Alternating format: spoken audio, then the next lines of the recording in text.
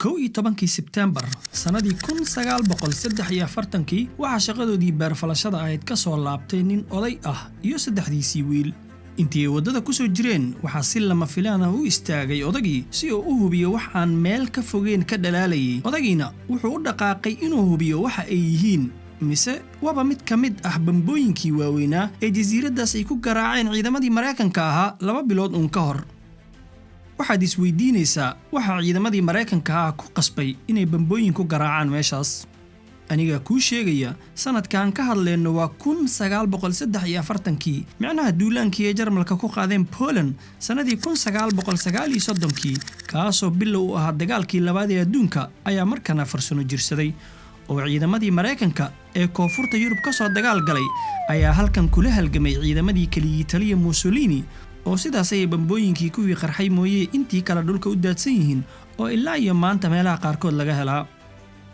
aan u soo laabanay odaygii iyo saddexdiisii wiil markii ay heleen bamkii Mareykanka. odaygii isagoo wiilasha la kaashanaya ayay soo qaadeen bamkii weynaa. isla dhowr mitir kadib waxay heleen haddana mar kale sidii si la mid ah bir weyn, balse markan waa mid ka mid ah madaafiicdii goobta oo ay adeegsadeen ciidamadii Jarmalka ahaa ee magaalada Corleone buuraheeda dhufaysyada ku lahaa. ciidamada Jarmalka waxa keenay Corleone waa sheeko kale, balse aan ku tilmaamo magaalada Corleone halka ay ku taalo. Corleone waa magaalo yar oo ku taalo galbeedka jasiiradda Sicilia waxayna hoos tagtaa magaalada caasimadda u ah jasiiradaas ee Palermo. sidoo kalena magaalada Corleone waa xudunta aas-aaska iyo waliba hooyada Cosa Nostra oo ah ururka ugu weyn maafiyada dunida ku faaftay qarnigii 20aad ee tagay. magaalo ee dadkeedu ka yar yihiin 11,000 oo qofood, buuraley ah, dadkeeduna badi beerafalatay yihiin, una dheer tahay inay 2 xukun hoos tagaan kan kaliya Italiya Mussolini iyo waliba midka qarsoon ee maafiyada Cosa Nostra. inaad haraadiga qalab dagaal oo markaas casri ahaa hesho waxay ka dhigneed adoo cambar helay oo kale. oo odaygii wuxuu ku amray wiilasha kii ugu weynaa oo markaan 13 jir ahaa inuu gaari u keeno si ay ugu qaataan bambooyinkii ay heleen.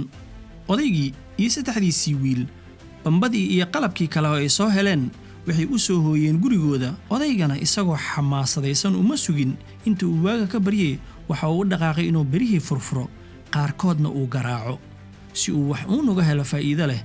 balse nasiib xumo hal mar buu wiilkii reerka ugu weynaa ka war helay qarax, wuxuuna xaqiiqsaday aabihii iyo wiilkii ugu yaraa reerka inay halkaas ku dhinteen. wiilka 13 jirka markaan ah waa Salvatore Riina oo xaqiiqsaday safarkiisii nololeed inuu si dhab ah u bilowday dhowr arrimoodna isu raacsan yihiin, sida inuu reerka rootiga u soo dhiciyo maadaama uu yahay curadkii reerka, sidoo kalena dhulka iyo beeraha reerka difaaco maadaama ay magaaladu xudunta maafiyada tahay. sidee ayuu ku wajahay nolosha wiilkan yar geerida aabihii kadib? sidee ayuuna ku bilowday safarkiisii astaanta u ahaa daadinta dhiig badan? waa kuma saaxiibka nolosha ee ninkan naf wadaaga la ahaa? dhammaan jawaabaha su'aalahaas iyo xog dheeri ah waxaan kuugu sheegayaa qaybta 3aad ee taxanahan. la socod wanaagsan.